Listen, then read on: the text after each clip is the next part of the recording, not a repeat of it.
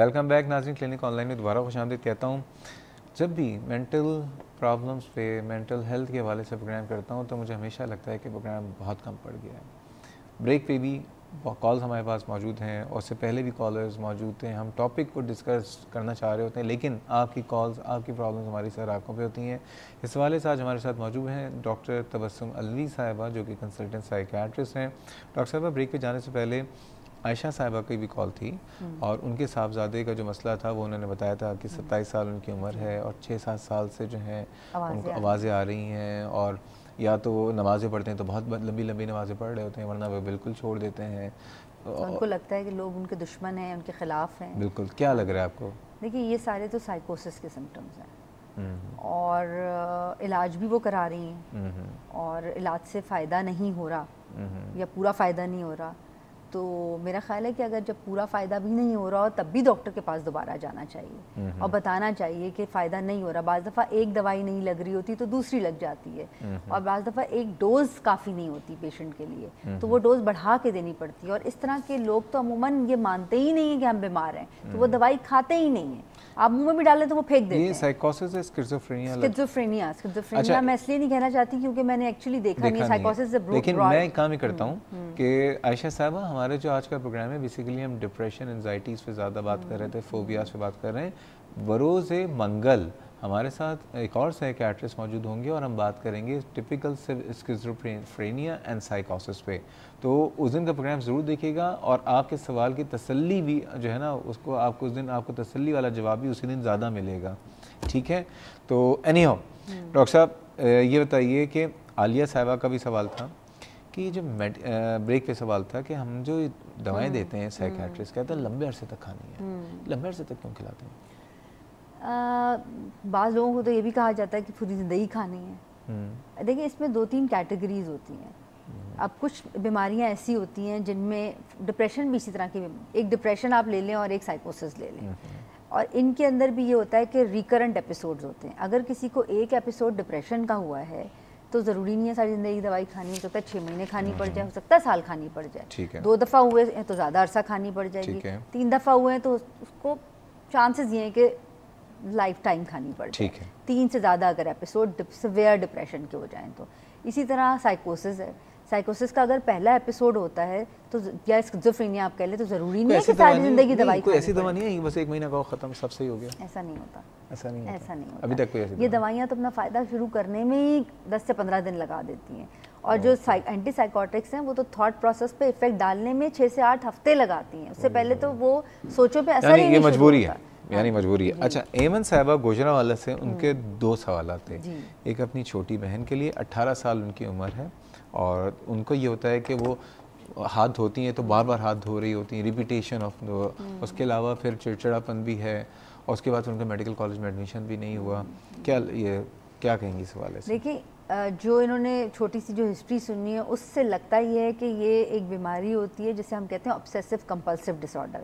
کیونکہ یہ 12 سال سے شروع ہوا اور 18 سال تک وہ سمٹم چلتے رہے اور میڈیکل کالج میں ایڈمیشن نہ ہونے کے بعد مزید چڑچڑاپن، غصہ، کانفیڈنس میں مزید کمی آ گئی تو انگزائٹی اور ان کی بڑھ گئی. اب یہ ہمیں نہیں پتا کہ انگزائٹی کے بعد ڈپریشن بھی آ گیا ہے کہ نہیں آ گیا. تو ان کو تو اسیسمنٹ کی اور ٹریٹمنٹ کی ضرورت ہے OCD کے لیے. ان کو کسی سائیکائٹرسٹ کو دکھانا چاہیے فوری طور پہ. اور کیا کیا علامتیں ہوتی ہیں ویسے جنرلی اس کے علاوہ؟ یہ تو کوئی کامن سی علامت ہوتی ہے کہ ایک دفعہ ہاتھ دھو رہے ہیں، بار بار دھو رہے ہیں، لاک ایک دفعہ لاک چیک کرتے ہیں، بار بار لاک چیک، کنڈیاں تالے چیک کرتے ہیں. ایک چیز کو کاؤنٹ کریں گے تو بار بار کاؤنٹ کرتے رہیں گے. نماز پڑھیں گے تو بار بار پڑھیں گے اس کو، پھر توڑ دیں گے، رکعت غلط ہو گئی. وضو بار بار کرتے چلے جائیں گے. مطلب ہر چیز میں ان کو ڈاؤٹ ہوتا ہے کہ ہم نے صحیح کیا ہے کہ نہیں کیا. یہ بھی ایک فوبیا ہے، یہ obsessive compulsive disorder، یہ obsession ہے. ایک چیز بار بار ذہن میں آتی ہے اور اسے روکنے کی کوشش کریں تو وہ رکتی نہیں. یہ اسٹیٹ انزائٹی کا کوئی انزائٹی ڈس آرڈر ہوتا ہے. انزائٹی ڈس آرڈر ہے، obsessive compulsive disorder یہ ایک انزائٹی کا ڈس آرڈر ہوتا ہے. تو علاج ہے اس کا؟ علاج ہے اس کا، بالکل ہے. کیا علاج ہے؟ 2/3 لوگوں کے اندر یہ ٹھیک ہو جاتے ہیں یہ لوگ اور 1/3 ایسے ہوتے ہیں جب کرونک ہو جاتے ہیں اور جب شروع سے علاج نہیں کرا رہے ہوتے اور جب ان کا علاج نہیں ہوتا. کسی بھی بیماری کا اگر علاج نہ کرایا جائے تو وہ کرونک ہو جاتا ہے. ہمارے ایسے لوگوں، کرونک بیماریوں میں علاج مشکل ہو جاتا ہے. ہمارے ایسے لوگ کہتے ہیں خفتی ہے.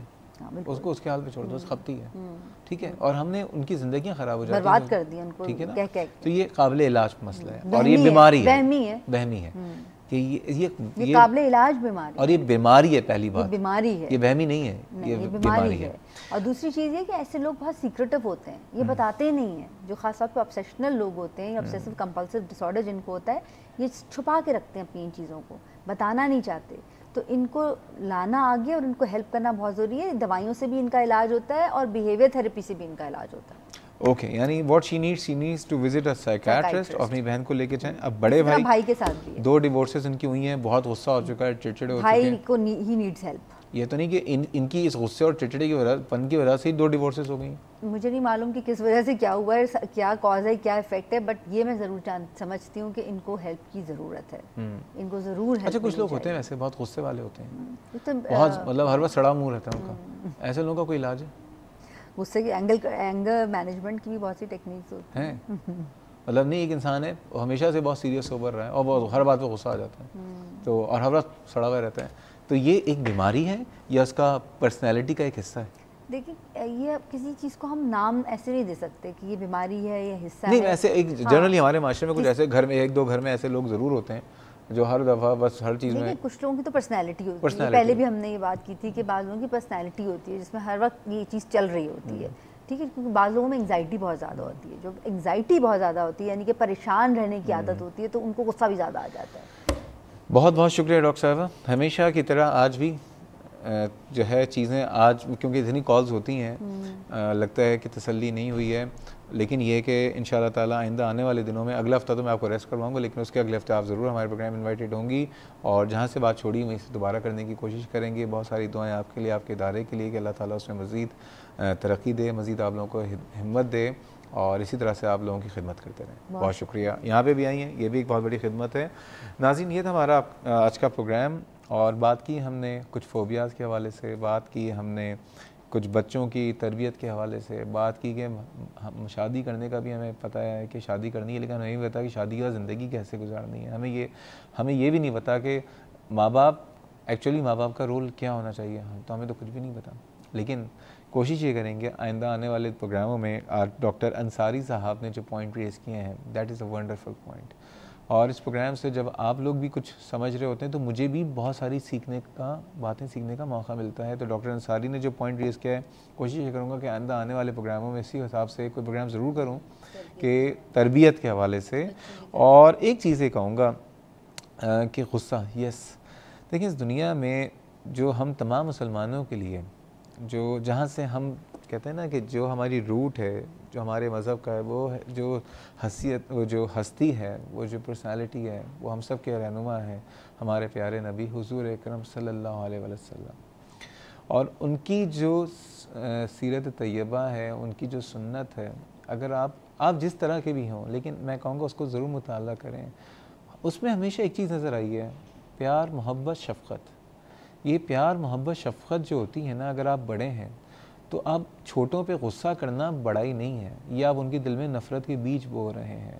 کوشش یہ کیجئے کہ اگر آپ کو ہنسنا نہیں بھی آتا تو ایٹ لیسٹ آپ کی زبان میں نرمی یا شفقت کا جو عنصر ہوگا وہ آپ کے لیے مطلب لوگوں میں آپ کی محبت ڈالے گا. جس طرح سے لوگ ورنہ آپ کو کہتے ہیں کہ ہمیشہ سڑا ہوا آدمی ہے، جہاں پہ بھی آتا ہے سڑاتا ہے لوگوں کو. تو پلیز ایسا نہ ہونا چاہیے. ہمارا مذہب بھی کہتا ہے کہ ہم ہمیشہ لوگوں کے ساتھ خوش اخلاقی سے پیش آئیں. یہ صرف ہمارے یہ اخلاق نہیں، ہمارا مذہب بھی کہتا ہے. اینی ویز، اس پروگرام سے تعلق کوئی فیڈ بیک یا سجیشن ہو تو آپ مجھے کلینک آن لائن کے ویب پیج پہ جا کے فیس بک کے ویب پیج پہ جا کے کلینک آن لائن پہ جا کے آپ سبسکرائب کریں، اپنے سوالات کر سکتے ہیں یا ای میل کر سکتے ہیں cliniconline@health-tv.tv.